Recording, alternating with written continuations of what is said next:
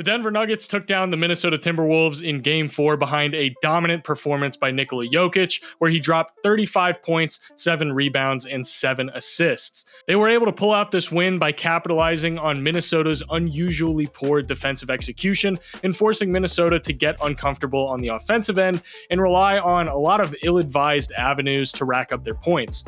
So let's take a look at how they did it. This video is sponsored by Squarespace, but a little bit more about them later. Throughout the series and at the start of the game, the Wolves had Cat on Jokic and were generally defending him straight up and trying to avoid sending double teams. But one thing the Wolves were doing that was detrimental was having Cat switch onto Murray on Jokic ball screens. But the problem with that is that it opened up Jokic to attack off the catch, and Cat's just not able to get there in time to stop him. When they'd stick Rudy on him, the Timberwolves relied on McDaniels to be able to navigate the screens and funnel the defense into Gobert in drop coverage, but Denver capitalized on McDaniels going under here, with Reggie Jackson just simply pulling the three.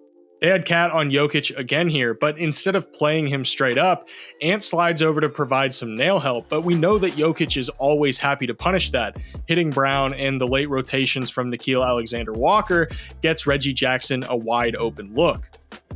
Minnesota fluctuates a lot with how much they were doubling Jokic and where they were setting the double from, despite having a lot of success defending him with Cat one-on-one earlier in the series.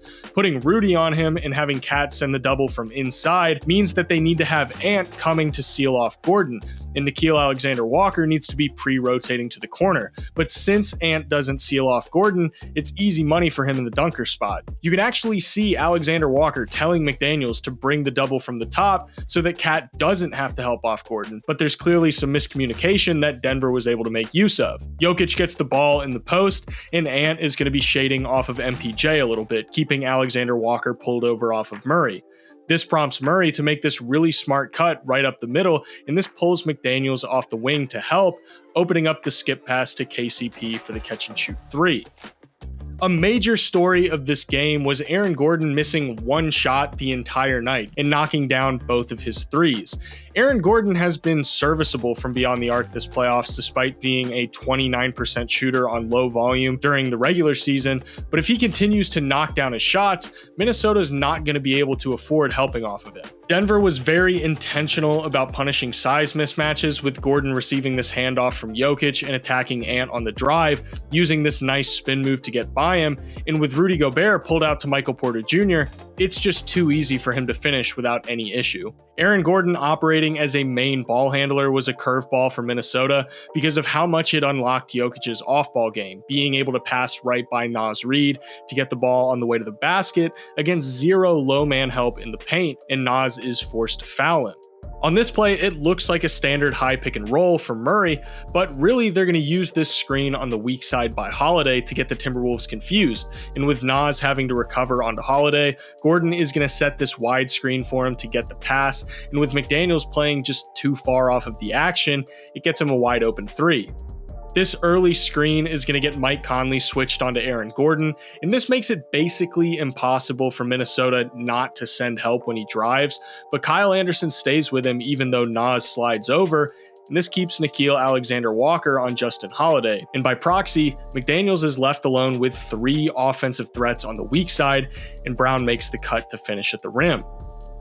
He's backing down Alexander Walker, and you already have Anderson coming up from the top to pressure him, but Naz is going to slide over to double as well, so now you're left with 3 guys on Aaron Gordon, leaving McDaniels and Conley left responsible for the other 4 offensive players. And Justin Holiday made the right move by lifting when Gordon got to the paint, and he gets the pass for the easy 3. Real quick, guys, I want to take a second to thank the sponsor of today's video, Squarespace. Squarespace is the all-in-one website building platform for creators to set themselves apart from the crowd online. Whether you're trying to share your work with more people or grow a brand, Squarespace makes it super simple to build an awesome website where you can engage with your audience and reach more people. I have absolutely zero web design experience, but Squarespace's super simple user interface cuts out all of the frustrating parts of building a website and turns it into a fun and simple process. You can make a completely personalized website with their guided design system, Squarespace Blueprint. You can choose from professionally curated layout and styling options to build a unique website from the ground up. And they make it super easy to manage your search engine optimization so that you can find your audience and they can find you. Make checkout effortless for your customers with simple but powerful payment tools. You can accept credit cards, PayPal, Apple Pay, and even in eligible countries, you can offer customers the option to buy now and pay later with Afterpay or ClearPay. If you've always wanted to build a website but you just don't know where to start, then Squarespace should be your first step. Go to squarespace.com for a free trial, and when you're ready to launch, go to squarespace.com/AlexHoops to save 10% off your first purchase of a website or domain. Thanks again to Squarespace for sponsoring today's video. Let's get back to it. Having Gordon bring the ball up allowed them to get into their offense a lot quicker, which was a struggle for them in previous games. He's going to run this handoff for KCP, and it brings Gobert up to the perimeter, making it to where when Murray and Jokic run this pick and roll on an empty side, there's not going to be any help defense there to stop Murray's drive. They ran the same exact play immediately after, and this time it allowed Murray to get to his spot on the baseline for the tough jumper. The Nuggets kept going to this action, but this time instead of a Murray-Jokic pick and roll, Murray feeds Jokic in the post and it sets up KCP to come get the handoff, drawing the defense off the weak side corner, allowing the pass out to Michael Porter Jr. on the wing, and he's able to drive the closeout before getting it to Gordon, and he dribbles out for the fall-away jumper. This time, KCP is going to feed Jokic in the post, and it looks like Murray is going to try and cut into this empty corner, but he cuts back to get the handoff, and Cat stays with him for a minute, but not really long enough for McDaniels to recover fully, and it's going to concede a three-pointer. We see this same poor screen navigation by Minnesota where Cat shows on Murray, but then ends up actually preventing McDaniels from being able to get to Murray in time to contest the shot. When Gordon brings the ball up here against Cat, he's going to drive, and Nas decides to help off the strong side corner, which generally is something a lot of coaches don't really like doing, and Gordon makes the simple pass for Holiday to knock down the shot. With how good Gordon had been playing, the Wolves had to be much more aggressive closing out on him. So when Murray and Jokic run this pick and roll and Gobert helps off the corner, Jokic has the pass to Gordon in the corner and Conley makes the aggressive closeout, leaving Brown wide open. And since nobody rotates onto Brown in time, he's going to knock down the easy three.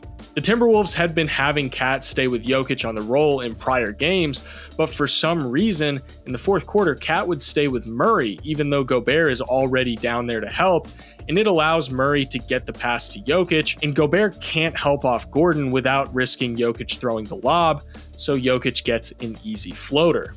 The Nuggets had what I would consider to be a great game plan against Karl Anthony Towns. They were happy to let him post up, especially when they'd stick Aaron Gordon on him, and it allowed them to stay home on the other offensive threats on the floor without Cat being able to get anything easy. Cat may be able to punish some guys on post-ups, but that's because he's able to get closer to the basket against them. He can't do that against Aaron Gordon because of how strong and solid Gordon is defensively, so Cat was oftentimes forced to settle for difficult hook shots and fadeaways. Denver was opting to switch a lot more during the non-Jokic minutes as well, and this prevented Minnesota's bench unit from being able to generate a ton of dribble penetration, forcing them into taking some contested perimeter shots instead. Denver also put a major emphasis on shutting down ball handlers coming off of Gobert's screens to prevent perimeter shots and drives, instead forcing Gobert to have to make decisions as a short roll passer, and here it forces this turnover when he tries to find Towns on the wing. Ant is going to see two bodies coming off of Gobert's screen, and he's going to try and thread it to him on the short roll, but KCP is able to jump the pass and nab the steal. The Wolves tried to go to Rudy in the post in clutch time here, but Jokic pulls a schoolyard trick and pulled the chair out from under him, resulting in a travel. The Timberwolves had a lot of confusing personnel decisions, namely playing Naz Reid only 19 minutes, and there's a lot of issues that could be remedied by Minnesota optimizing their lineups a bit more, but even with ways for Minnesota to improve next game,